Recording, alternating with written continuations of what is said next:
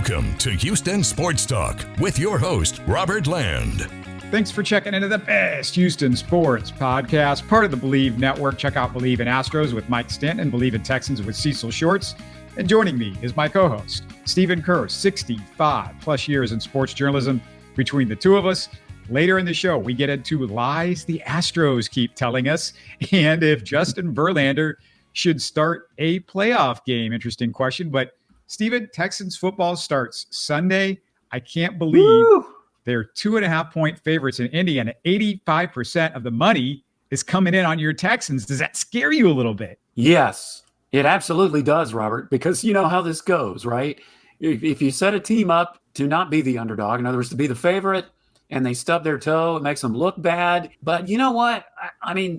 You can also look at it this way, that the Texans are getting the recognition they deserve nationally, at least based off of last year. Now, after the first week, might be reversed. But while, yes, I am scared a bit that they are favorites because it doesn't often go well with them, I have to say I'm kind of proud because at least the national media is looking at a Houston team, regardless of who it is, on the positive side for a change. And Vegas means more than even national media because they're looking at the money they can make. So they're kind of guessing on, how the Texans are going to do. Yeah. And, Vegas is, I guess, right more often than we may think. I mean, I don't have numbers in front of me to prove it, but it's always a week-to-week thing. So, yeah, this weekend, I'm a little bit apprehensive, but I'll take it. Yeah, Vegas, I'm sure, must kind of like the fact that all the money's coming in on the Texans because it seems like that's a good sign for them a lot of times. If everybody feels one way, it sometimes happens a totally different way.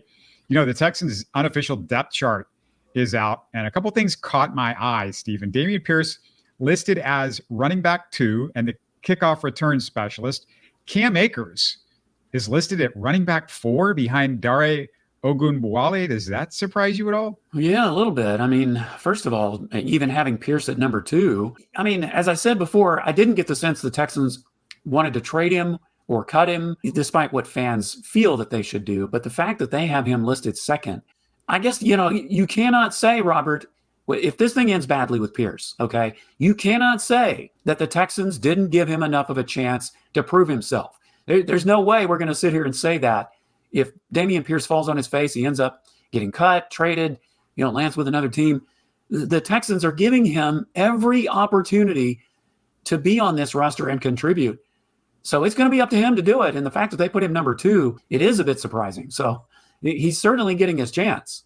I guess if he's legitimately running back 2, then, he's going to have a shot. But I'm probably more surprised that Akers is listed at 4 behind Dare. And, sometimes these depth charts mean nothing, but I just kind of find it interesting because that's kind of what the eye test said in preseason, Stephen. He was playing a lot, and Dare, it seemed like, he was all good. They're like, yeah, we don't need to play Dare a lot. So maybe that's the case. I don't know. Well, I think you will see enough of Akers. I mean, I think he's going to get his touches. Yeah, it's interesting that depth charts, I don't put a lot of stock in them myself, but, when you come out with one like that, it does kind of raise your eyebrows a bit. I mean, that would be like, I don't know, ranking Tank Dell ahead of, say, Nico Collins and Stephon Diggs, for instance, at least if you're talking about the depth chart. Another little interesting tidbit from the depth chart, Steven Sims is the punt return specialist with Tank Dell listed as his backup. No surprise there. Sims is the backup for kickoffs, though. Pierce is at the number 1 spot for kickoffs. We'll see if he can hold on to that. And I also noticed there's no fullback listed on the depth chart. British Brooks is only listed as 5th, Stephen, on just the running back list. Well, I don't think that's too surprising, but I do think that they can use him, meaning British Brooks, in the fullback. Because, I mean, he's got the ability to jump around at both of those positions. Now, getting to Pierce, see, that's where I figured if Pierce is really going to try to make his mark, it's going to be as a returner. And they're giving him every opportunity to do this with the kickoff returns.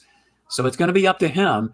So, I mean, he's definitely somebody we're going to watch. And I know we're going to get to that here in a minute, but he is getting chances to do multiple things on the Texans. So let's get into it a little bit, this game. And I guess I have to ask you, what is the Texans' potential kryptonite, Stephen? My concern is Henry To'oTo'o trying to tackle Jonathan Taylor and Anthony Richardson.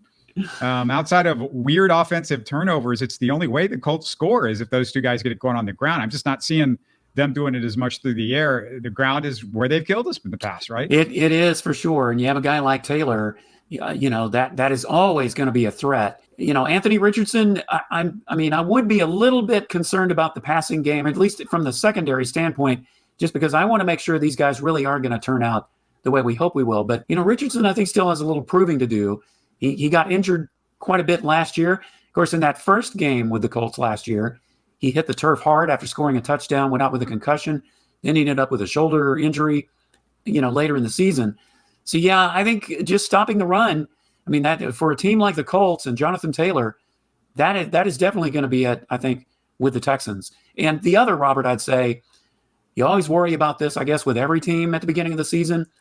Penalties. The Texans have just got to minimize those penalties. Those sloppy, stupid penalties is what I'm talking about, especially at the first game of the season. If it's a close game, that could make a difference too. That's the only thing that you're concerned about, I guess, besides what I was talking about, or did you have any other issues that you were worried about going into this one? Well, I still, have a few questions about the secondary. And of course, the linebacker position, I am obviously worried about that with Christian Harris being out. How much are the Colts going to be able to exploit that? So that would be my other area. Yeah, we talked about that just a little bit, but let's go to the three Texans that you would be focusing on most this game, Stephen. So which three? And assuming he plays, I'm just going to throw out my first one. It's Will Anderson. How good does he look after the injury? Who's your first guy? Yeah, well, he was one of my guys for sure, because we still don't know if he's even going to play. D'Amico Ryans is still being kind of evasive, and you understand why. You don't want to tip the hand of the Colts, he's going to be in or not. But it is something to keep an eye on. Is he even going to play? And if he does, is he going to be the Will Anderson that we saw last year and making strides this year? So he's definitely one of them.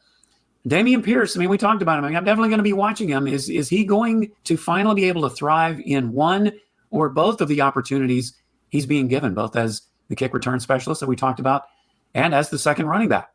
My number 2 is Kenyon Green. Is the new Kenyon for real? And I keep mentioning him, Stephen, because it just feels like he's the key cog in this offensive line if it's really going to make a stride. Well, certainly. And the biggest thing is he going to stay healthy? That is going to make such a difference with that offensive line.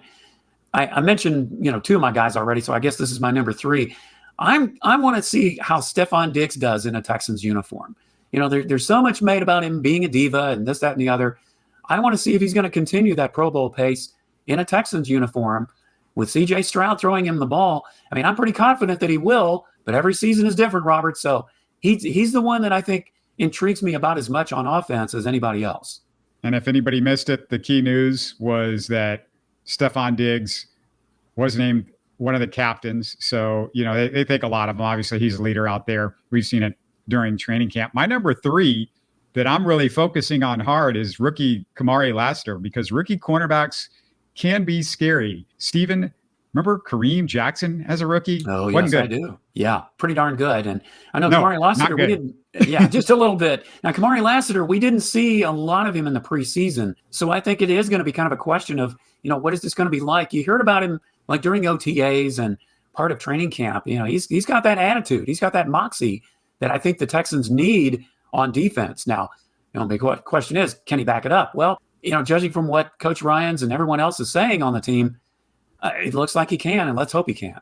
So you've got the Texans, they go ahead and take this game 35-0, 35-3. What do you have? Well, me being scared that they're a 2.5-point favorite, I'm certainly not going to pick them 35-0. No, I you know what? I'm going to say, I'll go over. I'm going to say it's a 3-point victory. You're going to take the over after all that? Yeah, I'm going to take the over. Yeah.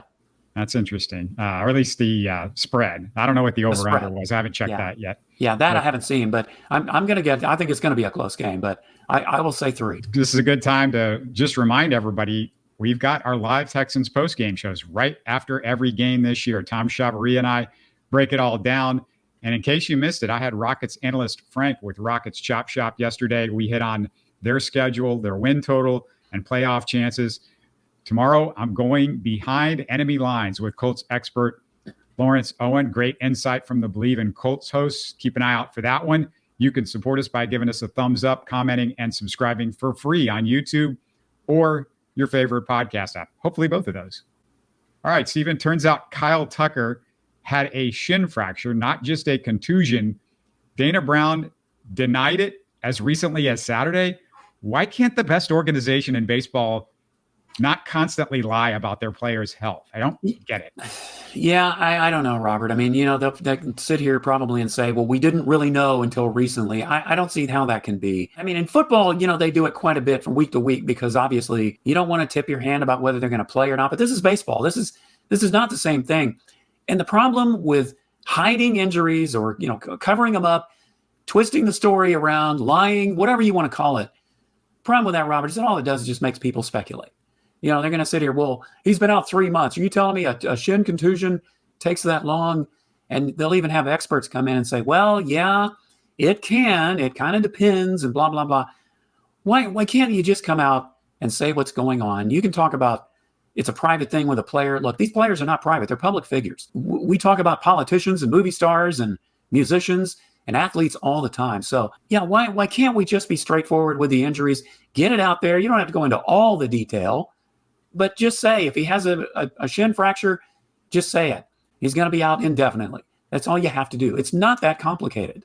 And it makes Kyle Tucker not look great in front of the Astros fans. If you're like, everybody's asking, what's wrong with him? Why can't he recover quickly? I mean, this doesn't seem like it's that big a deal. I also feel like an organization that's already, sort of gotten this reputation as not honest to begin with, as cheating, as we know, as much as we don't like that whole idea that it's just the Astros, it's not a good look. And 2 years ago, James Click promised a comprehensive review of what he called the club's, quote, return to play procedure after admitting the club rushed Jake Myers back from offseason shoulder surgery. We have no idea if that review ever happened. The Athletics' Chandler Rome pointed out that some organizations, unlike the Astros, allow their medical staff to actually answer media questions. Yeah. And just this season, 6 Astros, Stephen, have had major setbacks after an injury. Urquidy, Javier, and France needed season-ending surgeries. Stephen, I just got to say, Tucker was quoted that he was happy with how things were handled, but it just does a little bit worry you what's going on. Well, of course he's going to say that publicly. And let's not forget that up until recently, they prevented Kyle from answering any questions to the media. They kept him out of it. Now, I think he did talk to them recently, but even then it didn't come out. So who knows? Maybe they said, you're not supposed to say a word about this at all. I mean, Robert, the longer something goes on, you know how it is. If you tell a lie, you got to work that much harder to tell another one to cover that one up, tell another one to cover that one up, or at least at the very least, just keep kind of hemming and hawing around, trying to find other creative ways to keep saying the same thing when it's obvious that in today's, thing of social media, that, things get leaked out a whole lot more. It's just not a good idea, at least in my mind. Yeah, and if I'm the Astros, you got to look at what's going to happen once you do this on a regular basis. Chandler Rome or the others covering the Astros are now, and they should constantly ask questions every single day. Are you sure this guy's going to be out a week? Are you sure this guy's going to be out 2 weeks? Are you sure about the injury? Like if you want to get annoyed constantly, if you want to tick off your manager by putting him in this stupid situation where it's just one lie after another, that he's got to go up after games and press conferences and make these kind of, statements, not knowing really what's going on. It all looks terrible. And look, of all the Astros mysteries, when you look at all of them that's been happening, it just scares you to death on Bregman and the issues that he has heading towards October, Stephen. I'm scared, like what's going to happen with him? Well, that was something else I kind of wanted to hit on, separate from this. But before I do, let me just say this. It's kind of like the old story, Robert. You probably read it in elementary school. The boy who cried wolf. Eventually you keep calling the people of the town out when you're saying the wolves are attacking the sheep and there is no wolf. Well, eventually people aren't going to believe anything you tell them, whether it be good or bad. So, yeah, I just think that what a review that needs to take place is the policy of how you talk about your injuries. Now, getting to Alex Bregman, I mean, that's something, Robert, that it really does concern me, especially how many times do we talk about how important defense is and how magnified it is in the playoffs. Is Bregman even going to be ready for that when the playoffs get here? Is he going to be able to ready to play third base, much less swing the bat fully? If he's not, that's definitely going to be a worry that you don't have your main guy in the hot corner and or in the lineup because of the sore elbow. So now, with this whole thing with Kyle Tucker, is it really a sore elbow or is there more to that, Alex Bregman? And let's flip it to the playoffs and where do they go from there? And we were talking about lineups and what happens. Well, if Alex Bregman can't play the field, maybe he can still hit. You can put Dubon at third base and DH Bregman, but it leaves you less room of what you can do at other positions. You can't platoon Dubon and Singleton now, unless you want to bring in somebody like Whitcomb or DeCenzo, who both look pretty poor defensively at third base right now. And then, you don't have that option of Dubon in the outfield. Left field, I assume, would be the obvious position because, I think they think Jake Myers is the guy in center field no matter what, just because of his defense. Yeah, that's absolutely right. And that's where you really start to worry because it does limit your options. Yeah, Whitcomb the other day when he came in for Bregman, after Bregman left the game, he definitely looked shaky. There were a couple of balls. I think he charged one that got by him, and then another one where he just kind of hesitated. So he doesn't look comfortable at third base, which is kind of interesting because we keep looking at him as the heir apparent to Bregman if he walks next year. But yeah, and I said it in the previous show. Yeah, you did. I was like, this guy. Just a reminder, him and DeCenzo have barely played third base in the minor leagues. As much as we would like them to be the third baseman, they don't have experience even in the minors. Yeah, and as much as you want their bats in the lineup, the guy in the hot corner, you want them to hit. Well, they still have to play the hot corner, so that is a big deal. Let's flip it to the positives, and it's mostly positive right now. The funny thing is, we should be talking about the 6-game lead that they have in the AL West, the great turnaround, the story, and all that. And it's unfortunate that, because of the lying and the bad medical stuff that's going on in the organization, we're talking about this other stuff. But Stephen, the stat that's blown everybody away, the Astros pitching had the best batting average against in a 1-month span since May of 1968, which you historians will note that was a tremendous year for pitching around baseball. They actually changed the rules not long after that to get offense a little bit better. And it's the second best month. This month in August was the second best month by any staff batting average against in MLB history. Yeah, I mean, it's something when you think about just what bad shape the pitching staff was in, 2 or 3 months ago. And with all the injuries, that are still kind of piling up, it's amazing. And I know we've talked about some of these guys over the past few shows, Robert. Hunter Brown, the way he's been pitching, Framber has become the Framber that we keep wanting him to be.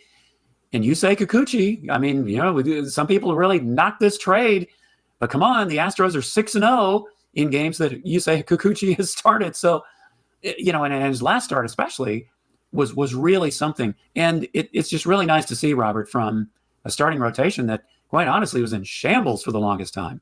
And that sort of leads us beautifully into our next question, Stephen, for you and our listeners. And I know we still have 4 weeks to go, so lots can change.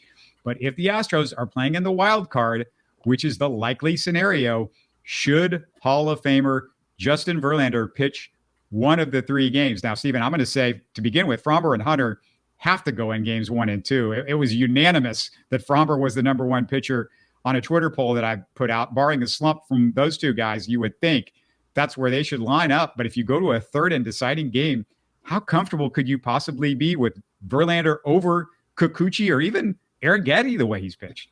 Yeah, I don't envy Joe Espada trying to make that decision. But if you ask me the question, should he? Well, based on what he's done so far, and certainly based on his performance on Labor Day when he couldn't get out of the 5th inning, no. Will he? Probably. Because, the Astros are going to want somehow to have, unless he is just so terrible that he gets roughed up, going 3 innings the rest of the season, the Astros are probably going to find a way to put him in there. But, if you look at the numbers, especially what you just said, the last couple months with the staff and the ERA and how they've been pitching, how can you justify putting Verlander, at least during the wild card series, how can you justify putting in that top 3? I just don't see it. He's also struggled in the postseason for the most part in the last few opportunities that he's had. And look, I mean, Justin Verlander, it's one thing to throw him out there in game 1 or 2. And this is where it gets really complicated. That's why I brought this up. It's so complicated because there's no way he's been better than Hunter Brown and Fromber. And unless there's some sort of like major thing that happens here in the next 4 weeks, there's a big difference. Those two guys have got to be the top two. And the thing that scares me the most is him being on the mound for the deciding game 3 if you get there in the wild card, as a guy that's looked at times like maybe he's lost a little bit. He's definitely the 5th worst pitcher on this staff. And if we're being honest, maybe he's even worse than Ronel Blanco. Well, I mean, yeah, we didn't even talk about Blanco. And, here's the question, though, that I think we have to consider is Arrighetti's a rookie. And, yeah, he's pitched better of late.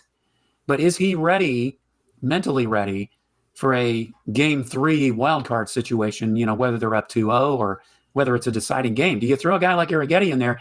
And even Kikuchi, I mean, what is his playoff scenario going to look like? So, I wouldn't say it's a hard and fast thing, but it's something you've got to look at, especially the way Verlander has come back or hasn't, with the neck problem. Just hasn't looked like the Verlander we're used to seeing. I want to hear from you out there. What do you guys think? Get in the comments. We want to hear what you think about Verlander pitching in the wild card, because that is definitely a major storyline that's going to be out there in a month, potentially. One of the best storylines going, though, we talked about it a little bit, but Yusei Kikuchi, 0.94 whip, 2.57 ERA, but I'm not just talking about his pitching, Stephen. I'm talking about the pitching combined with that song, Stay by Lisa Loeb, which we hear every time Kikuchi strikes somebody I mentioned out. it. Remember, I tried to sing it, and you about booted me off the podcast. Well, you're not the only one that's tried to sing it. It's, Jeremy Pena's done it. Braddock's done it in the postgame. And it's not the whole song, just the first 2 words. You Say, yes, of course, is the song starts off with. And that tradition started back in Toronto, if everybody did not know the story. And I got to explain why this is so cool, sort of kismet, what's going on with him right now here in Houston.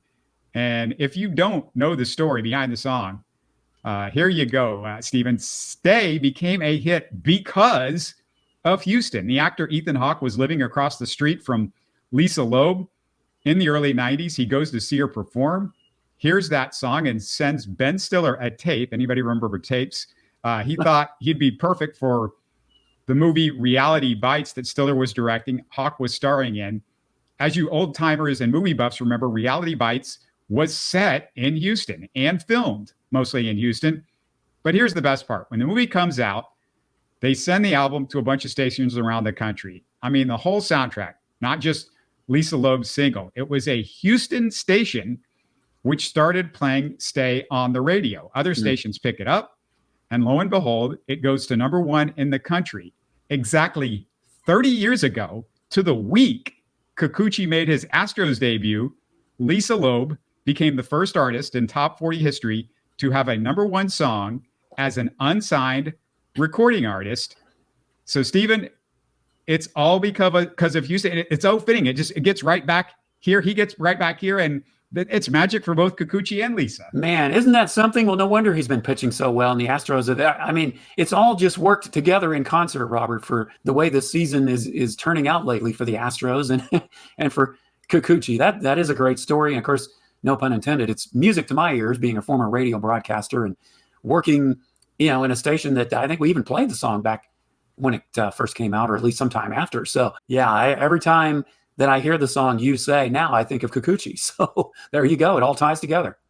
If you go watch the video, it's Ethan Hawke directing the video. It was his idea to do just a one shot, one camera, and they never cut. There's no editing. It's like there's that famous scene in Goodfellas where the camera just follows around. That's, a sort of similar to what Lisa Loeb does in the video. Not quite as much movement, but still pretty cool. I also want to send our listeners to a YouTube video after you finish watching us. Loeb tells some of that story on Howard Stern. So look on his channel, and he follows it up with this, or she follows it up with this incredible acoustic version of this song.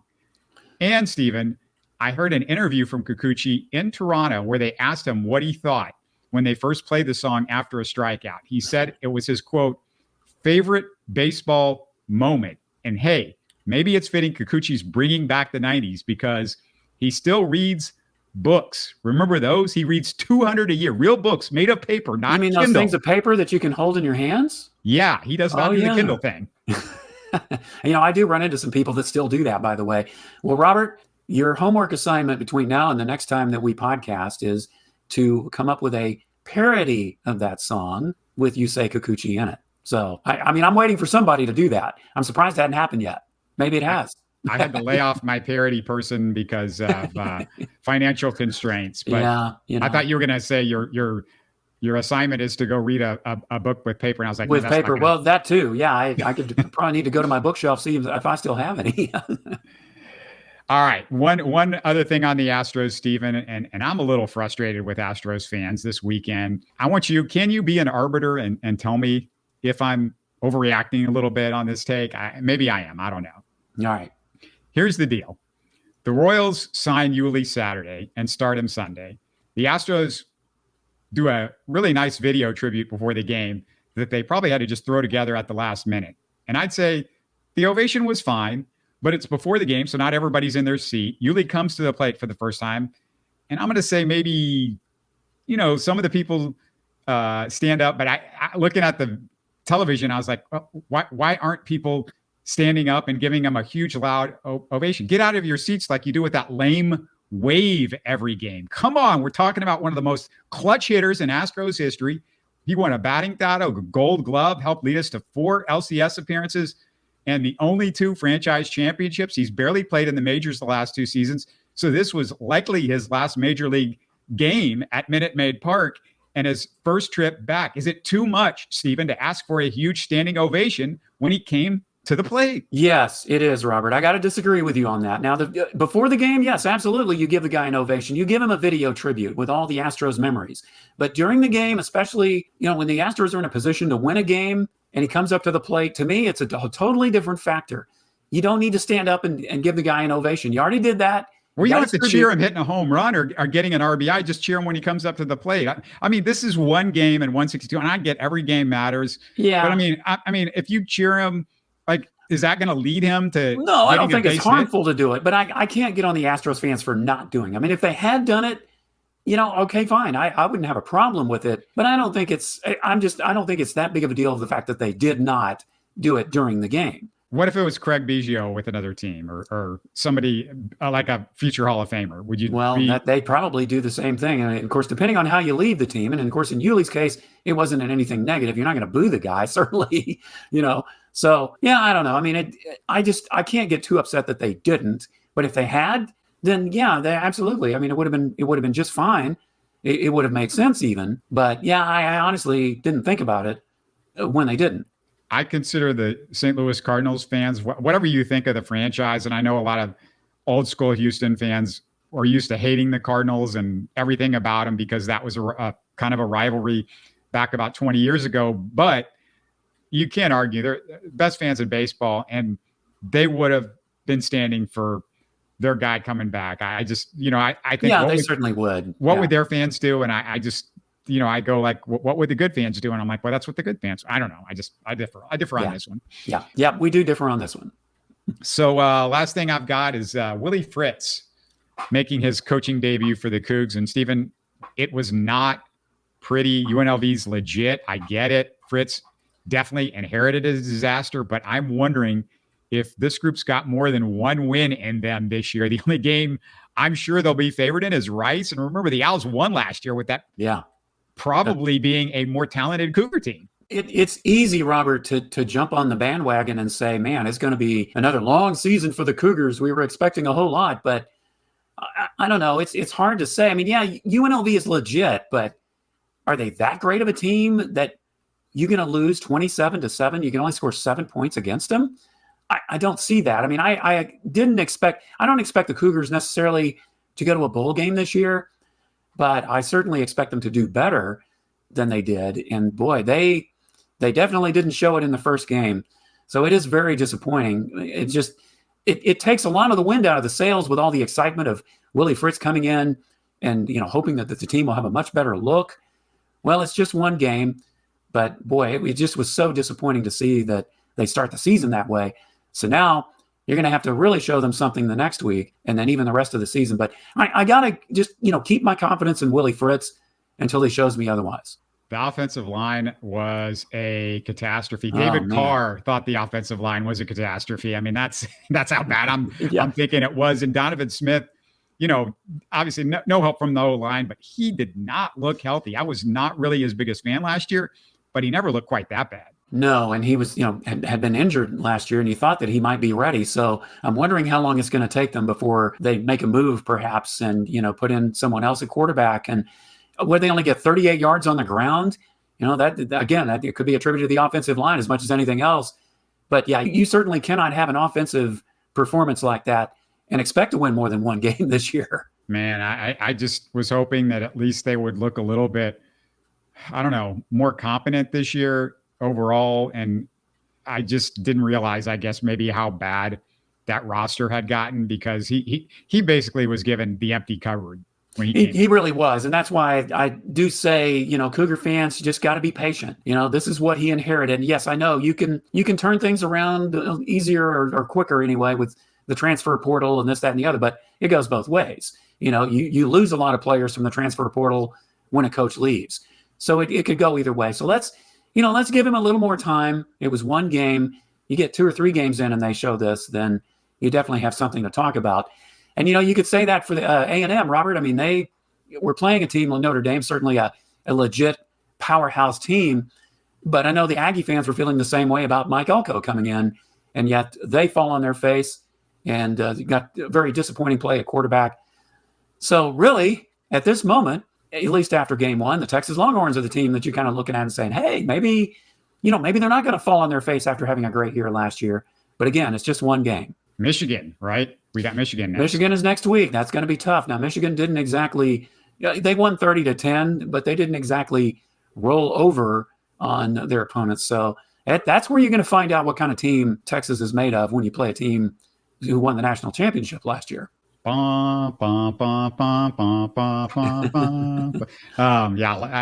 let's talk about Missouri. What's Missouri going to do this year? I'm not a Michigan fan, but I love the fight song. Yeah, we have a good fight song. We started off pretty good. It was a big, huge blowout against Murray State. They were ranked 11th last I looked, and they took care of business in their first game. And of course, keep in mind that it was the old Missouri head coach that has really done a job at UNLV, and he orchestrated that win against the Cougars. Barry Odom's done a really nice job over there.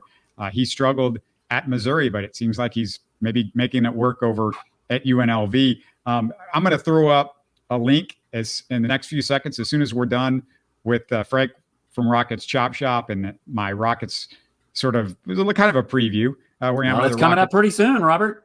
Yeah, we're as I mentioned to him, we're just 5 weeks away from the first preseason game. And then also, don't forget, we've got that really good interview with Lawrence Owen going into, the Colts Texans from the Colts angle.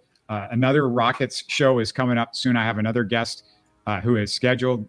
Hopefully that will be in the next few days. That's the way I'm planning it. And of course, the Texans postgame show. So stay tuned for Houston Sports Talk. Always good to have you guys. And once again, get in those comments. We definitely want to hear from you, what you're thinking about the Texans, the Astros, Rockets, anything. Just let us know. We'll talk again soon. Go Texans. You're listening to Houston Sports Talk. Hey, don't forget to support us by subscribing and commenting on YouTube. You can always listen to us on Spotify, Apple, or your favorite podcast app. Tell your friends about us and share our show links on social media. Spread the word, everybody. Thanks for listening.